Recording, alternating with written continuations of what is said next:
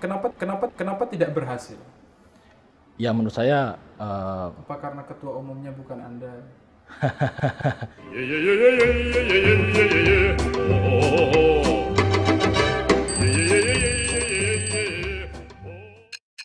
Halo, assalamualaikum warahmatullahi wabarakatuh. Jumpa lagi dengan saya Ahmad Rozali dalam acara Peci dan Kopi. Telah hadir bersama saya di Studio 164 Channel, Mas Zulfahmi Wahab SH. Kita panggilnya Mas Fahmi. sehat. Assalamualaikum Mas. Waalaikumsalam. Apa kabar? Alhamdulillah sehat. Sehat. Jadi Wah, mantap lah ya. Sudah rapid ini kayaknya. siap. Tos Oke, dulu. tos dulu.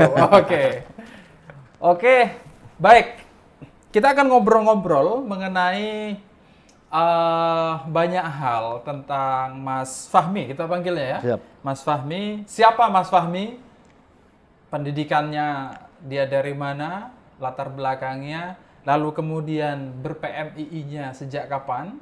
Dan apa yang melatar belakangi dia sehingga dia memberanikan diri atau merasa layak untuk maju sebagai kandidat ketua umum pengurus besar Pergerakan Mahasiswa Islam Indonesia periode selanjutnya. Kita akan bicara santai dengan Mas Fahmi. Mas Fahmi, ngomong-ngomong ini, Siap, izin.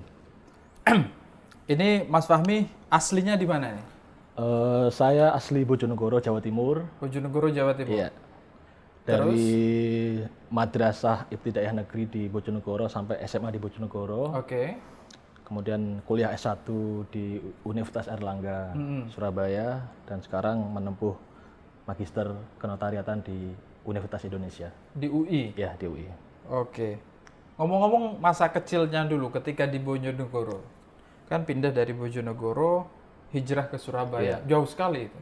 Dekat sih Ya, sebenarnya. dekat. 3 jam aja, 3 jam perjalanan. 3 jam perjalanan. Nah, bisa diceritakan masa kecil di Bojonegoro itu. Bojonegoro ini teman-teman mungkin nggak tahu Bojonegoro itu apa. Teman-teman Iya. PB itu. Teman-teman PMI yang di mana-mana ini. Bojonegoro ini daerah di Jawa Timur yang secara kultur masyarakatnya sebagian besar NU. Oke. Dan alhamdulillah saya dan keluarga besar backgroundnya juga NU. Secara kultur kami NU, secara amaliyah kami NU dan Bojonegoro itu tempatnya kayak Anwar Zahid ya? betul. Oke, ya kalau teman-teman nggak Iya. ngerti Bojonegoro itu kayak Anwar Zahid yang lucu itu Iya. aslinya Bojonegoro. Kanor beliau, Kecamatan Kanor asli. Kecamatan Kanor, jauh. Dari rumah setengah jam lah, 30 menit. Setengah jam dekat. Sering ngopi sama beliau? Nggak? Kebetulan kita beberapa kali ikut ngajinya beliau lah di pondok pesantrennya, ya. Oke, siap. Terus habis itu setelah Madrasah Ibtidaiyah, Sanawiyah, Aliyah. Sanawiyah Aliyahnya di mana? SMP saya di SMP Negeri 1 Bojonegoro. SMP 1 Bojonegoro. Iya, SMA juga di SMA Negeri 1 Bojonegoro. Oke. Tapi Di tengah kota itu ya? Iya, di tengah kota. Alun-alun, di mananya alun-alun? Ngerti Pak saya Pak. Dekat. Oh, dekat alun-alun. Semua daerah kayaknya ada alun-alun. Di mananya masjid itu? Ya itu kalau nggak alun-alun masjid kan Iya. Masjid Jami biasa. Iya, berdekatan. Oke, jadi di sekitar alun-alun situ lah. Iya. Saya memang tahu Bojonegoro teman-teman. Disclaimer ini. Jalan saya pulang dari Jogja ke Gresik. Iya. Oke.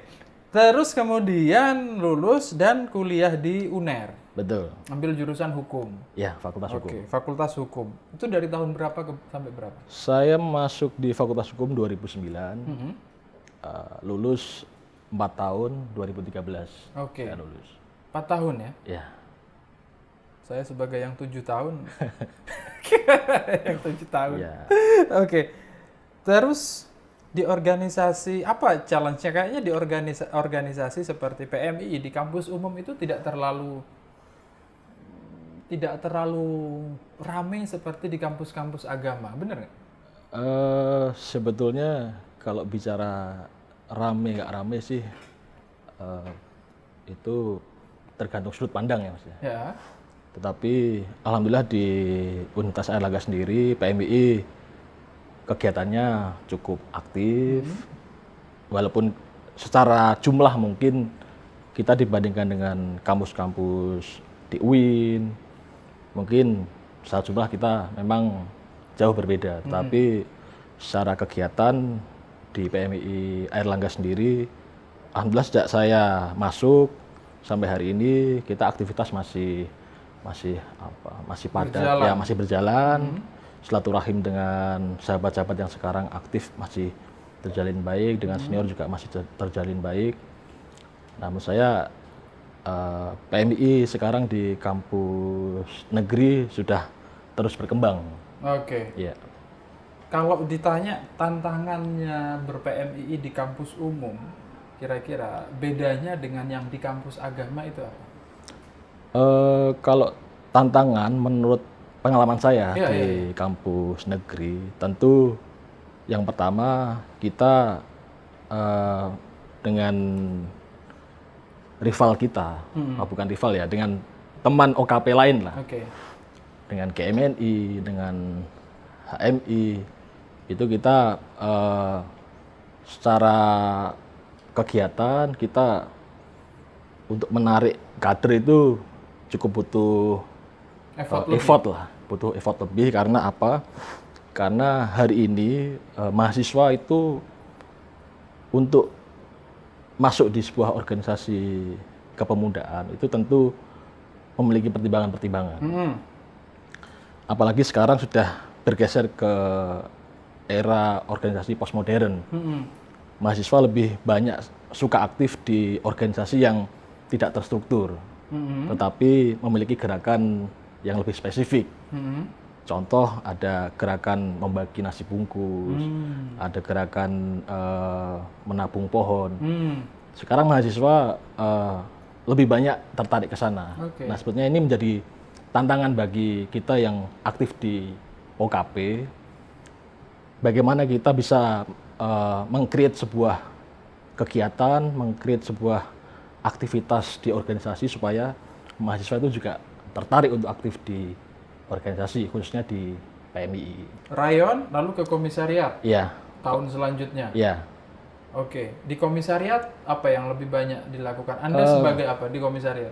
Saya waktu itu di kaderisasi. Di kaderisasi? Ya. Komisariat UNER? Iya. Oke. Terus aktivitasnya apa yang paling banyak itu di situ? Di komisariat, karena kampus kita ini kan ada 3, Mas.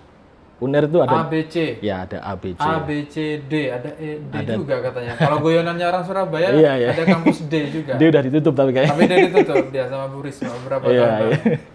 Terus? Nah, kebetulan kalau komisariat kita dulu lebih dekat di kampus B.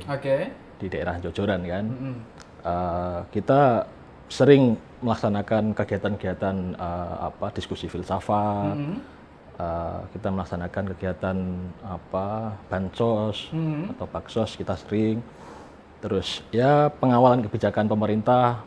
Saya masih ingat waktu itu waktu pemerintahnya Bapak SBY, kita juga mau melakukan aksi penolakan kenaikan BBM. Kenaikan BBM 2012. Ya kurang lebih 2012.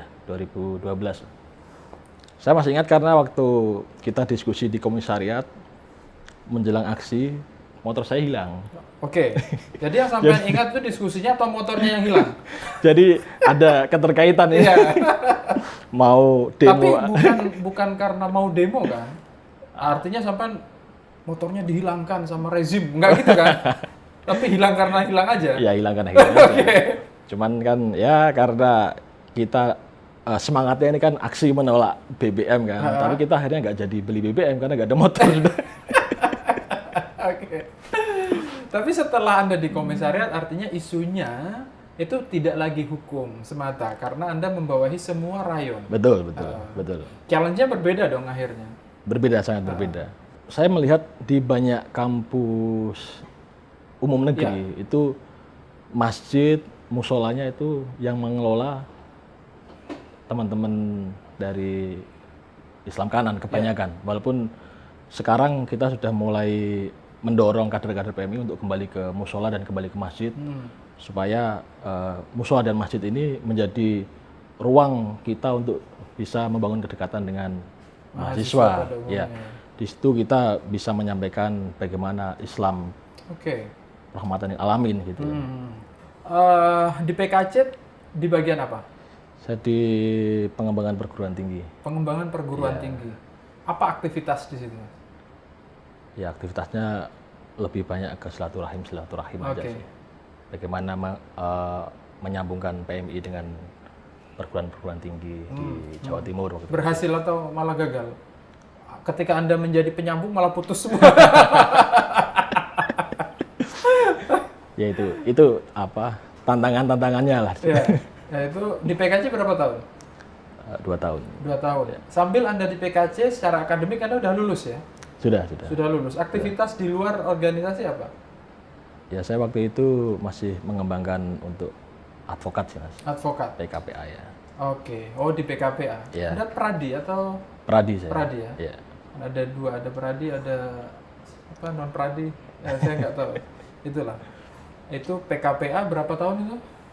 Nggak lama sih PKPA cuma sebulan. Sebulan. Ya. Terus Anda sudah punya sertifikat apa namanya? KTA Pradi. KTA Pradi. Wah, jadi kalau ada masalah bisa datang ke sini. Siap. Kalau ada perkara, ya, menarik. Jadi pengalaman organisasi, terus di kampus, secara profesional ada di hukum. Ya, Pradi. Di Pradi. Apa yang membuat Anda kemudian tertarik untuk ke PBPMI? Bukannya udah nyari duit dari perkara aja, gitu. Semakin banyak masalah, semakin banyak perkara, banyak uang.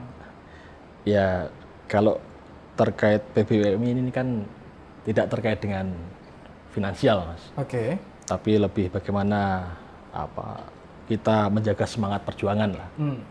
Saya masih ingat apa yang pernah disampaikan oleh almarhum Gus Dur, yang sering dikutip sama Bu Khofifah Indar Parawansa, bahwasanya setiap hidup adalah perjuangan. Oke.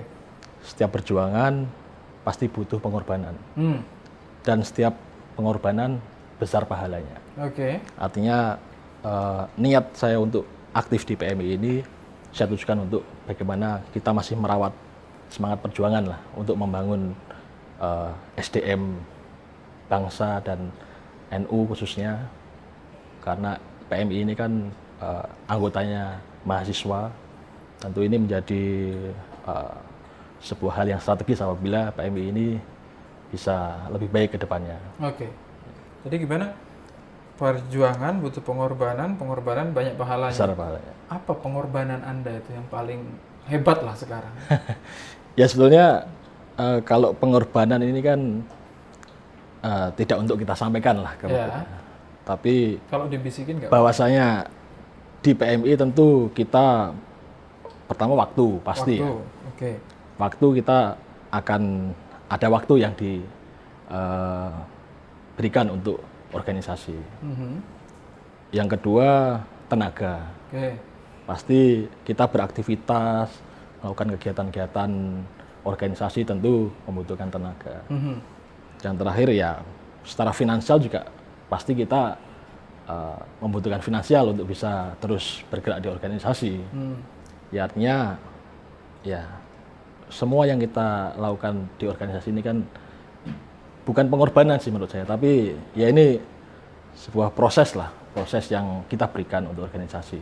Jadi selama ber-PMI Anda kehilangan waktu, kehilangan tenaga, dan kehabisan duit. Bu, Tapi ini hal yang harus dilakukan dalam rangka perjuangan itu betul tadi. betul ya. Oke. Tadi sudah bicara perjuangan. Ini berorganisasi itu ada enaknya juga loh, Mas. Nggak cuma perjuangan yang tadi kehilangan uang, motor. Apa tadi? Bukan. Coba, kalau saya mau meminta Anda merecall memori Anda tentang sesuatu yang paling berkesan selama Anda ber-PMII, itu apa? Saya masih ingat pesan Kiai almarhum Kiai Haji Hasyim Muzadi, bahwa PMII itu barokai.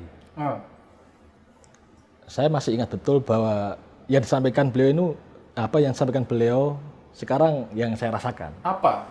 Yang sampean rasa barokahi itu apa? Jangan-jangan enggak? Bahwasanya ya kita, karena kita di PMII kita lebih punya banyak sahabat. Kita secara pribadi juga kita sudah banyak ditempa lah di PMI. Artinya ya alhamdulillah dengan ber-PMI ini kita bisa mengikuti jejak para pendahulu kita seperti itu. Kalau kata Kiai Hashim itu dia bilang lumayan atau di atas lumayan. Iya. Itu khas. Iya. Ya. Oke. Nah, pertanyaan selanjutnya, apa yang membawa Anda begitu percaya diri Iya. sebagai orang dari backgroundnya minoritas kampus umum di PMI itu kan kampus umum itu minoritas untuk memperebutkan kursi ketua umum PBPMI bersama dengan 16 orang yang lain. Iya, sebetulnya kalau saya pribadi sih tidak ingin mendikotomi kampus umum atau kampus agama ya. Iya. Cuman pendekatan itu kan lebih ke bagaimana strategi kita mengembangkan di PMI. Kalau saya pribadi, kenapa saya maju sebagai calon ketua umum? Yang pertama, ya saya ingin melanjutkan perjuangan yang belum selesai. Apa itu? Ya, PMI ini sebagai organisasi kemahasiswaan terbesar di Indonesia memiliki banyak hal yang menurut saya perlu untuk terus dikembangkan. Misalnya hari ini PMI dengan cabang yang begitu banyak, 230 lebih, 260. ya, sama PKC 267. Ya. Nah, PMI memiliki potensi yang sangat besar secara organisasi karena kita memiliki kader yang tersebar di seluruh Indonesia. Tentu penguatan untuk kader menurut saya masih perlu untuk terus dikuatkan, baik dari sisi knowledge, ilmu pengetahuan, dari sisi penguatan skill, dari sisi bagaimana kita berjejaring antar kader, bagaimana kita membangun mentalitas kader. Itu menurut saya menjadi nilai-nilai yang ke depan masih perlu saya perjuangkan. Oke. Saya masuk ke visi misi Anda. Anda menulis ada 4 visi. Visinya ada 4 misi. Visinya adalah PMI kreatif menjawab tantangan zaman. Ya. Pertama, membangun kader unggul, kreatif dan inovatif. Anda anggap PMI nggak unggul atau nggak inovatif atau nggak kreatif selama ini? Ya, Saya sudah. minta pertanggungjawaban ini. Ya, itu kan bahasanya membangun. Iya, membangun. Ketika membangun itu kan artinya sekarang sudah terbangun dan perlu kita besarkan lagi. Mantap. Oke. Iya. Bagaimana caranya agar lebih kreatif, inovatif itu tadi? Kita sebagai pengurus besar, sebagai pucuk pimpinan tertinggi ya, kalau di organisasi, tentu kita perlu menjadi fasilitator. Bisa menghadirkan banyak kegiatan, banyak aktivitas. Kita juga menyiapkan infrastruktur supaya bagaimana kader PMI se-Indonesia itu bisa mengembangkan potensinya. Oke. Nah, kalau saya memiliki gagasan bahwasanya PMI ini hal yang paling mendasar itu adalah bagaimana kita bisa memetakan kader. Pertama, memetakan kader dulu, biar punya data bagus tentang kader. Betul. Gitu kan? Ini adalah modal dasar untuk membangun blueprint kaderisasi. Betul. Karena PMI ini kan organisasi kader. Oke. Tentu yang menjadi semangat utama adalah bagaimana kita bisa mengembangkan kader menjadi kader yang unggul, yang kreatif. Perlu pendataan pertama ya. Betul. Saya lanjutkan pertanyaannya, kenapa pada periode ini tidak dilakukan? Di rapat kerja sebetulnya pendataan ini sudah menjadi salah satu program kerja lah terkait. Kenapa tidak berhasil? Ya menurut saya apa karena ketua umumnya bukan Anda? Enggak juga. Mungkin juga, ya? mungkin karena di PB ini kan masih banyak hal yang sedang Memangnya ketika bangun, Anda jadi ketua umum tidak banyak hal nanti. Jadi Ya, pertanyaan kira-kira iya. apa yang akan membuat Anda berhasil membuat basis data yang bagus? Iya, kalau menurut saya yang pertama saya akan membuat skala prioritas dulu. Oke. Artinya apa saja yang harus saya kerjakan dalam satu periode ke depan. katakanlah menurut saya apa yang prioritas pertama itu membangun database, tentu ini menjadi hal yang harus kita bangun terlebih dahulu. Berapa lama? Ya, Jangan-jangan satu periode habis buat bangun Kalau- database kalau sampai menurut- jadi. kalau menurut saya karena hari ini kan era kolaborasi dan sinergi ya. Heeh. Artinya PMI ini sudah punya banyak kader di kampus-kampus seperti ITS. Jadi ITS itu kan kampus teknik. Saya sering diskusi sama teman-teman ITS untuk membangun database itu ternyata ya sebetulnya tidak terlalu Nggak rumit-rumit banget. ya tidak terlalu rumit karena memang sudah ahlinya gitu kan. Nah, menurut saya 2 bulan selesai membangun database. Tinggal bagaimana kita menguatkan sahabat-sahabat di rayon, komisariat, cabang supaya juga support untuk membangun database ini begitu kan. Yang terpenting infrastruktur PBPMI sudah menyiapkan untuk Oke. bagaimana Itu dia menyiapkan yang database. pertama tadi. Ya, Kita untuk membangun kader yang unggul perlu database yang kuat. ya, Yang kedua, ini Anda menulis PMI sebagai pusat dakwah Islam rahmatan lil alamin. ya. Terus di sini apa maksudnya itu bagaimana? PMI sebagai pusat Iya. dakwah. Jadi begini. Kita bicara di kampus ini ya berarti Iya. ya. Jadi sebenarnya berkaitan dengan tadi yang Anda bicarakan ya. masalah apa musola sama Betul. Artinya hari ini kampus ini kan menjadi salah satu embrio ya. ya.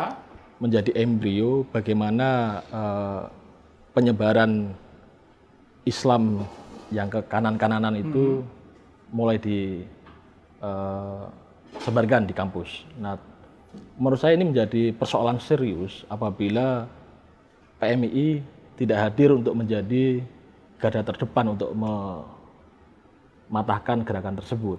Karena apa? Karena ketika Islam kanan ini telah masuk di ruang-ruang akademis, khawatir Islam kanan ini bisa semakin meluas dan ini tentu sangat memiliki dampak negatif bagi kerukunan umat beragama, bagi kesatuan dan persatuan bangsa kita. Gitu.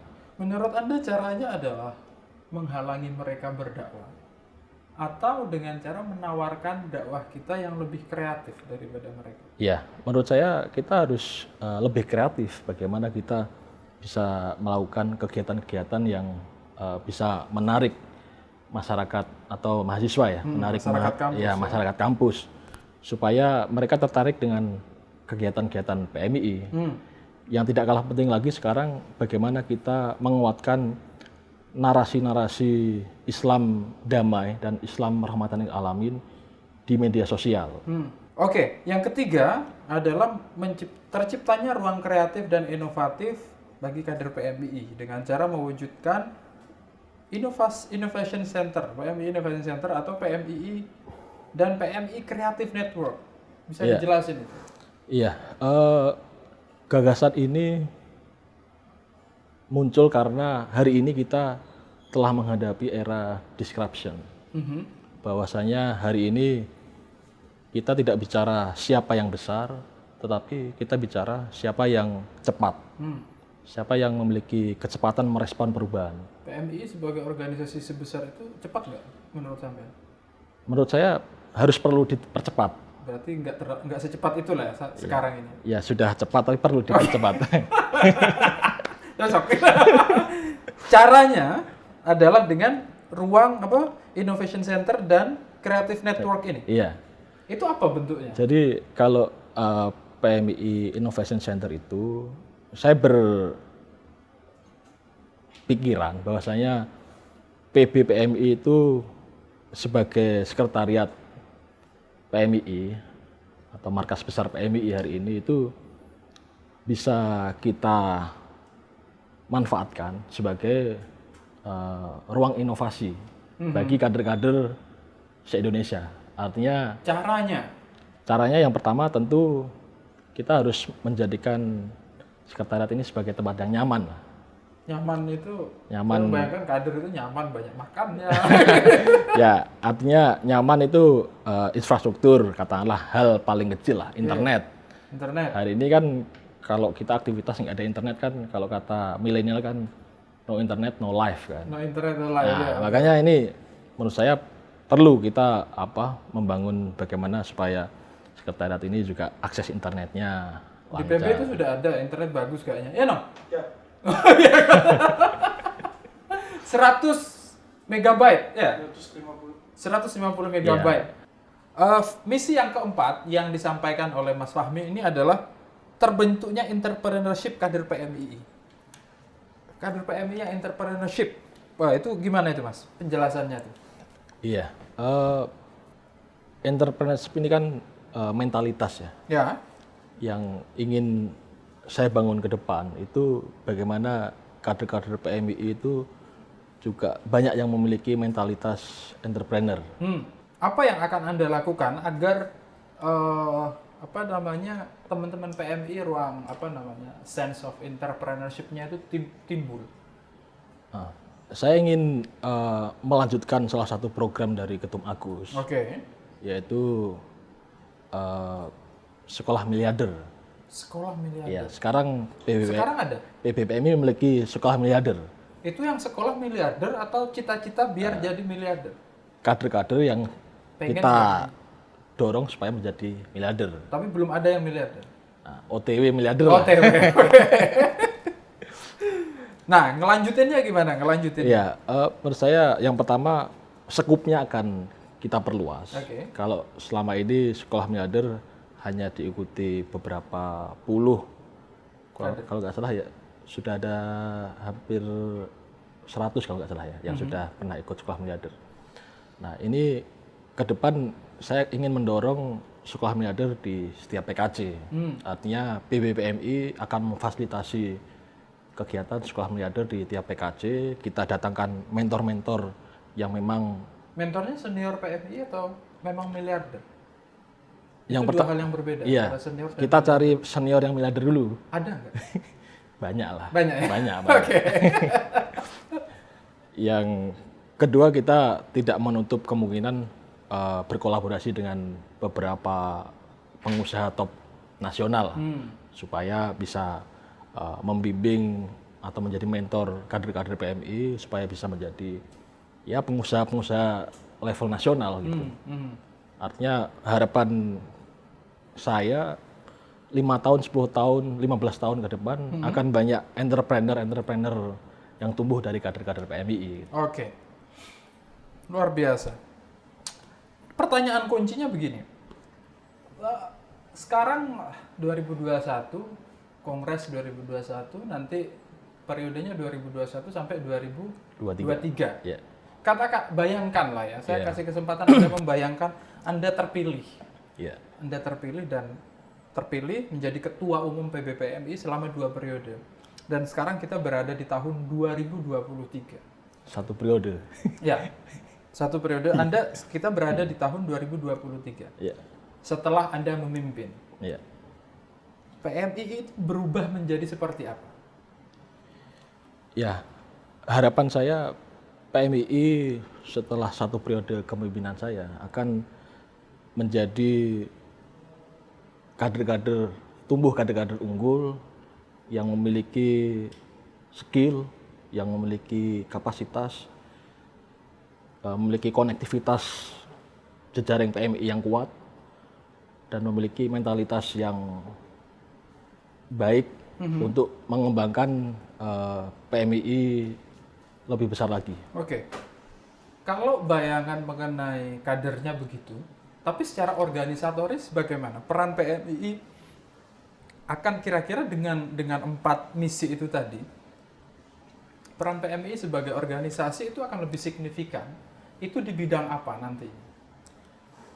Jadi PMI ini kan kalau pergerakan secara organisasi seperti kita mengkritisi kebijakan-kebijakan pemerintah, kita turun aksi apabila ada hal-hal yang menurut naluri kita tidak baik bagi masyarakat, itu menurut saya menjadi sebuah kewajiban. Artinya kultur-kultur bahwa kita harus berpihak pada masyarakat, berpihak pada rakyat itu tidak boleh dikesampingkan. Tetapi di sisi lain kita harus membangun atau menyiapkan supaya kader-kader ini ke depan pasca berorganisasi di PMII itu bisa survive. Artinya kita bisa melahirkan kader-kader yang memang benar-benar memiliki karakter, memiliki keunggulan, sehingga memiliki value. Yang kita tuju itu value, nilai. Bahwasanya setiap kader-kader PMI itu memiliki kekuatan nilai sehingga bisa eksis, bisa survive hidup di masyarakat. Oke. Ini pertanyaan kunci yang selanjutnya. Tadi kan kita banyak bicara sebenarnya kondisi di internal PMII ya. Kondisi di internal PMII kita berangkat dari situ. Terus kemudian kita belum banyak menyinggung apa peran yang seharusnya ke depan itu bisa dimainkan oleh PMI sebagai sebuah organisasi bagian dari masyarakat Indonesia. PMI ini bagian dari masyarakat Indonesia, sama juga organisasi-organisasi lain. Ada pemerintah, ada apa yang semua berupaya untuk katakan memperbaiki keadaan di sektornya masing-masing. Kalau menurut Anda, yang semestinya diperankan oleh PMII secara secara khusus atau utama sebagai sebuah organisasi kepemudaan atau kemahasiswaan, itu sektor apa? Kalau menurut saya hari ini yang harus kita perkuat bersama-sama itu penguatan sektor hukum. Karena apa? Bahwasanya di Undang-Undang Dasar itu dijelaskan bahwa Indonesia ini negara hukum. Sehingga hukum menjadi sebuah platform landasan bagaimana bangsa Indonesia ini bergerak ke depan. Nah, ada sektor-sektor hukum yang menurut saya perlu menjadi fokus dari sahabat-sahabat kader-kader PMII. Yang pertama menurut saya penting itu adalah terkait dengan bagaimana kita mengawal anti korupsi di setiap daerah. Apa yang kira-kira ingin Anda sampaikan kepada kader atau kepada teman-teman PMI di Indonesia, pengurus cabang, pengurus PKC terutama yang akan memilih. Nah, ini penting nih. Pesan kepada calon pemilih Anda. Itu kameranya bisa Anda langsung ke sana. Assalamualaikum warahmatullahi wabarakatuh. Salam hormat sahabat-sahabat PMII seluruh Indonesia. Perkenalkan, saya Zulfami Wahab, kandidat Ketua Umum PP PMII nomor urut 2. Saya ingin berpesan ke sahabat-sahabat, walaupun hari ini kita berada di tengah pandemi, tetap semangat, tetap jaga kesehatan, teruslah berproses, terus gali diri, kembangkan diri, sehingga menjadi insan-insan dan kader PMI yang memiliki nilai dan manfaat bagi masyarakat. Saya harap kita bisa berjalan seiring, membangun PMI ke depan, dan mengumbarkan semangat untuk perjuangan PMI ke depan. Terima kasih. Oke, wow, luar biasa.